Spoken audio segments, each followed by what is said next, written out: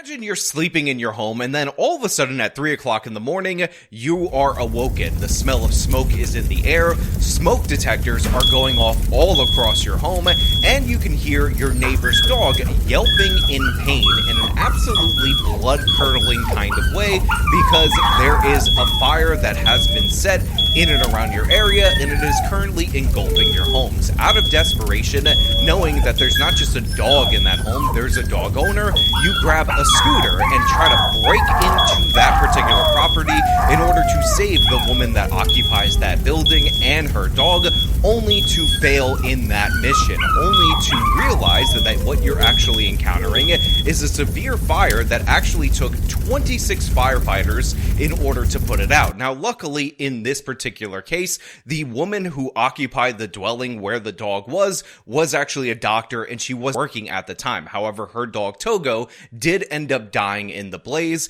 and obviously you would want to know what ended up causing the fire. So of course there's 26 firefighters around right when this incident occurs, and you ask them what went down, and immediately they tell you something that you already knew was the cause in the back of your mind, that homeless encampment that has caused many of fires that you have been aware of in your time since they showed up in and around your property likely is the source of this. There's evidence to indicate that something flaming was thrown over a fence and it ended up catching fire, and that's what ultimately ended up starting the blaze. However, even though that's the obvious explanation, even though it was told to you directly by the firefighters on the ground, all of a sudden, a day later, the story changes. It's under investigation. It's under review. There is no mention of a homeless encampment, no mention of arson, or anything of the sort. In addition to that, this happened in April of 2021. And for some reason, now 4 years later,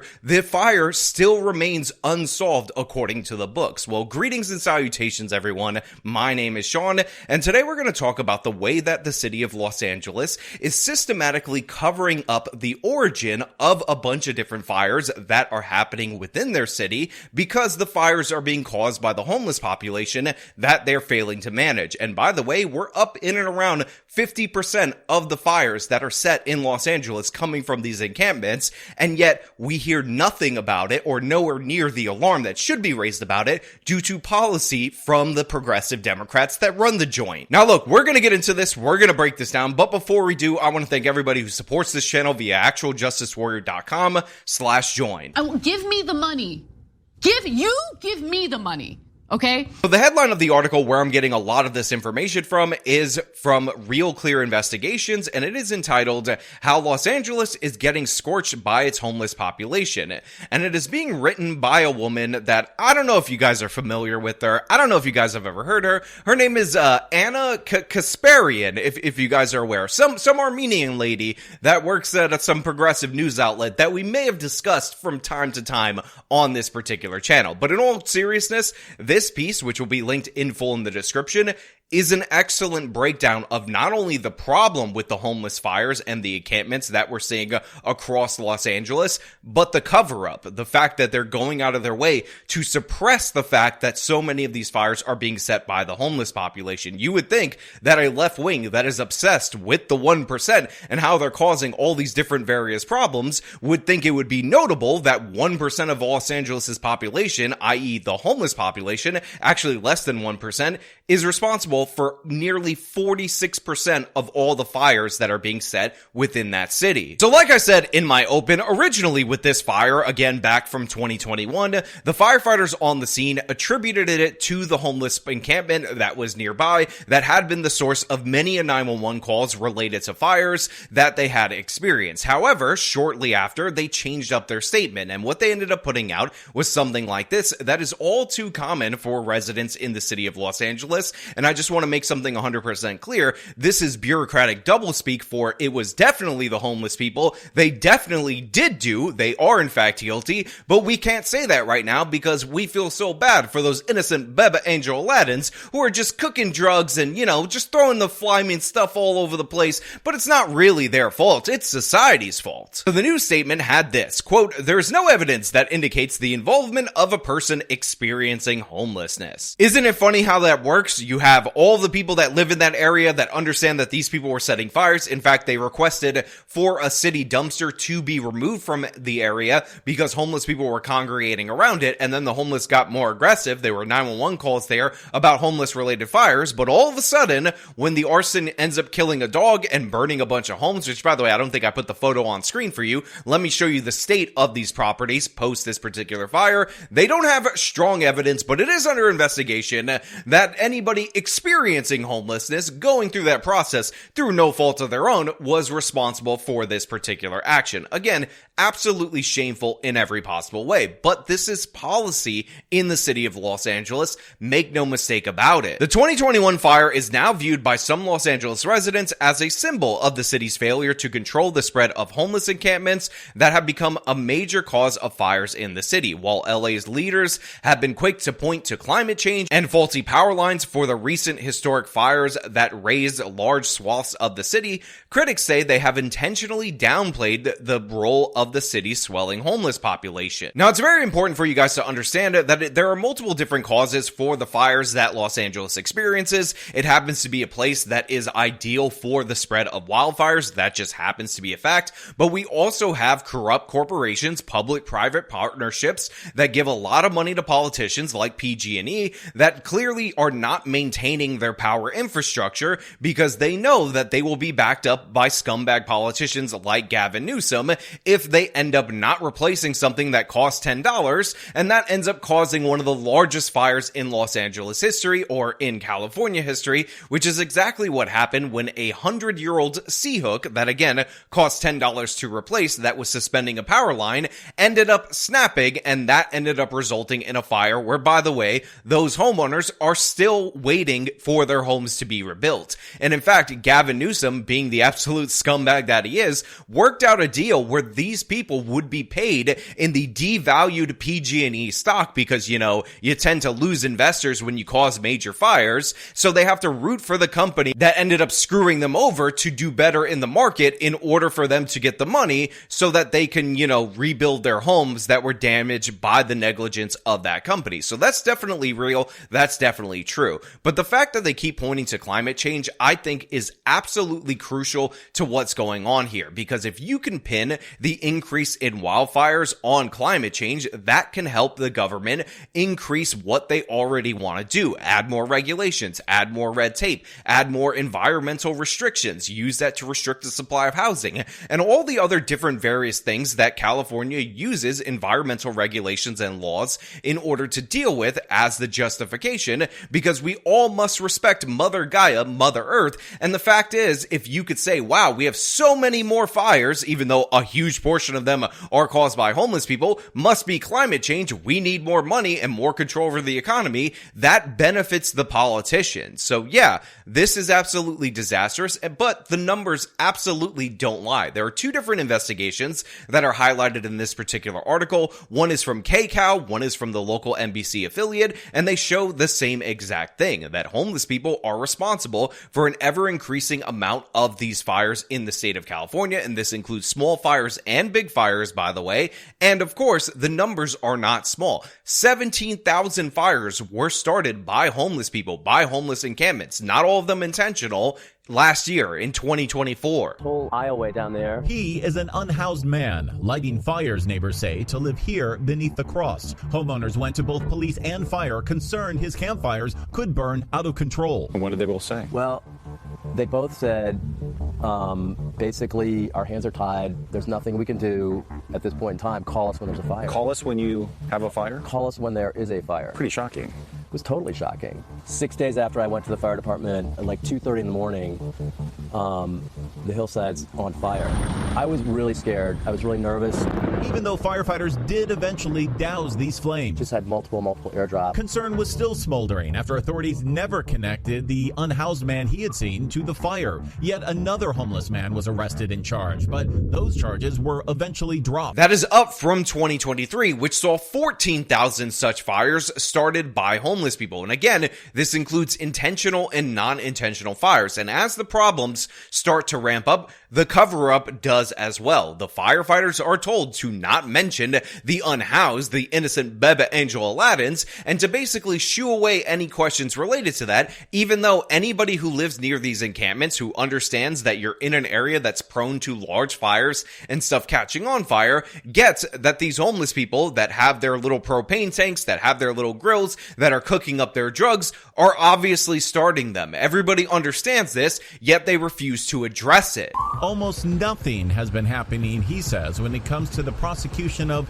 quality of life crimes under previous DA George Gascon. While arson prosecutions did increase, our analysis of the data for overall crimes like these, including arson, trespassing, drug possession, and loitering, shows prosecutions fell to around 25,000 under Gascon from nearly 250,000 4 years before, a drop of 89%. He's been starting fires. And neighbors, his actions are much more dangerous, have felt the effects. Potentially going to be causing catastrophic damage to... And by the way, it's not speculation that there is a cover-up. Again, on February 21st of this year, it was reported on Fox 11 that high-ranking fire officials are told specifically to downplay and deflect from questions about whether or not homeless people are the origin point of the particular fires that they're dealing with, even if they know for sure it was homeless people. Quote, even when high-ranking fire officials know for a fact how a fire was indeed connected to an encampment or an unhoused individual, they are not to say that. This was said again on the February 21st broadcast. They are supposed to say it's under investigation, close quote. Now, by the way, this is something that angers a lot of these different fire officials because they understand that they're essentially being used as political tools in order to cover up for this problem. And part of the reason that is speculated in this article from Ana Kasparian is the fact that they don't want to get rid of the encampments because so many people are invested in providing homeless services to said encampments, so they don't want public opinion of them to be changed. They want you to view them as innocent Bebe Angel Aladdins who just happen to be homeless, who happen to be experiencing homelessness, who happen to be unhoused through no fault of their own, and they don't have any underlying problems like drug addiction. Therefore, we gotta keep funneling the money towards them. But by the way, the people who are getting cut time and time again happen to be the fire department. Now, of course, we've talked about the $17 million cut that happened to the LA Fire Department. Now, a lot of people try to obscure this. They try to say, no, they actually got $50 million more, but let me explain how they're trying to hide in the ambiguity for the 1,000,000th time on this particular channel. So, there was a $17 million cut to what is known as the operational budget. This is how you hire civilian employees like mechanics in order to get trucks maintained and back on the road if they are in need of repair. However, during union negotiations, the union ended up winning $50 million in additional compensation. Now, that compensation is great for the firefighters. It goes to their pensions. It goes to their healthcare. It goes to their salaries. We all understand that. We all understand that they benefit from that, but that does not put mechanics in place in order to fix the trucks. That does not fix the staffing issues. That just makes sure that the current staff is being paid. And by the way, the Los Angeles Fire Department is actually understaffed compared to where they were in 1960, again, according to this wonderful article. And the reason why this is absolutely disastrous is because in 1960, Los Angeles' population was not 4 million people. It was 2.5 million people. So it's significantly lower back then than it is now. However, they had more firefighters, and compared to other departments across the country, they are definitely understaffed. Los Angeles currently has one firefighter per 1,000 residents. And again, without context, you might think that's perfectly fine, but it turns out other major cities typically have 2 firefighters per 1,000 residents or 1 firefighter per 500 residents. So already we have an understaffed fire department compared to other cities across the country. And of course, we have increased fire volume, not only because of the natural environment that is conducive to wildfires, but of course, due to policy that enables homeless encampments who are disproportionately lighting those wildfires. Again, they're contributing to about half of them, 50% 50% of them when you have a fire department that, compared to other major cities, is 50% understaffed. So what ends up happening as a result of this? Well, because you have all these encampments and you have all these petty fires, fire departments are oftentimes deployed to the same encampments over and over again, yet they can never identify the encampment as the problem, as the issue, due to the fact that there are political considerations that never allow them to call out the problem. In addition to that, firefighters often double as EMS services in a lot of major cities. So when there's a sick person or an overdose or something of the sort, guess what also happens? The fire department gets deployed there. Guess who is disproportionately having overdoses, having these kind of situations? These homeless encampments. So essentially, you have homeless encampments that are boosting the fires by 50%, so they're responsible for half of them. These homeless encampments average more than 2 911 calls an hour, again 54 a day, which is absolutely disastrous on an already understaffed fire department. So when they tell you about $50 million going to salaries for current employees, I understand that because they appear to be dramatically overworked, but they're not addressing the underlying issues again in the department. And it's absolutely crucial for you guys to understand that while they're cutting money from the fire department, again $17 million from their operational budget, what we end up finding out is that, of course, the money that is being diverted and spent on the homeless is not accounted for. There are no measurements for success for any of these programs, and a lot of times the money allocated is even too much to be spent on the homeless, so it remains unspent. The fire department got $837 million for fiscal year 2023 to 2024, but the homeless got $1.3 billion from the city of Los Angeles at that same period of time. Now again, if we saw any bang for our buck for the homeless population, you could, in theory, address some of the issues and ameliorate some of the issues that the fire department was facing by actually getting rid of these encampments with that $1.3 billion. But here's the crazy thing about the city of Los Angeles. They didn't spend nearly half of that money. An audit by the comptroller found that $513 million of the $1.3 billion allocated to the homeless, guess what? Wasn't spent. It's still there. So while you're forcing cuts operationally on the fire department, while they're chronically understaffed, while you're saying that we need to not hire mechanics and get those fire trucks back on the road, again, while the fires are ever increasing, while demand for their services is going up, you are enabling the homelessness with all of this taxpayer money that's funneled through nonprofits that, again, end up forming a homeless industrial complex, but you're not even spending all that money. You're allocating way more to the homeless than you actually intend on spending, so that money's just sitting there, and it can't be reappropriated to the fire department because that would make too much sense. So instead, you're proposing new and additional cuts for the fire department going into the next year. And again, those cuts are from the operational budget, not the compensatory budget. And people get what's going on. LAFD's honorary fire chief, Paul Scriviano,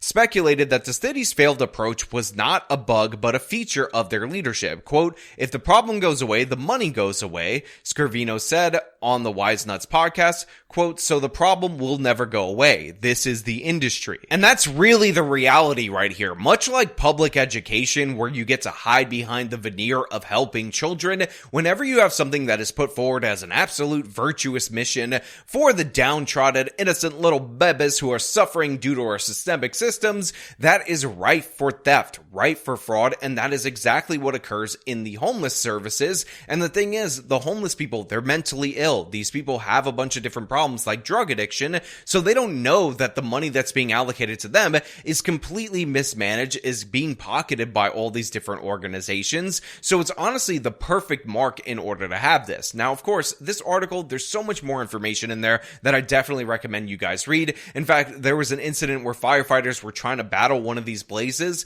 and then all of a sudden, explosives started happening. Incendiary devices were there. Possibly they were propane tanks that ended up blowing up or something of the sort, and firefighters were seriously injured by these explosions. And again, we see this over and over again in the state of California. How many times have I covered these sophisticated homeless encampments that are multiple stories where they tap the power line lines, they put up mattress walls. It's just a fire risk waiting to happen. And guess what? The fires do happen. It is not surprising that this is occurring. It's not surprising that California and Los Angeles are conspiring to cover it up. But the fact is, you need to know what they're hiding from you, because it is putting all these different residents in danger. Now, of course, those are just my thoughts. I want to know what you guys think about all this down in the comments below. If you like this video, then show them by leaving a like, subscribe for more content, follow me on the social media, support me via the support links in the description of this video. This has been me talking about this insane article from Ana Kasparian. Till next time.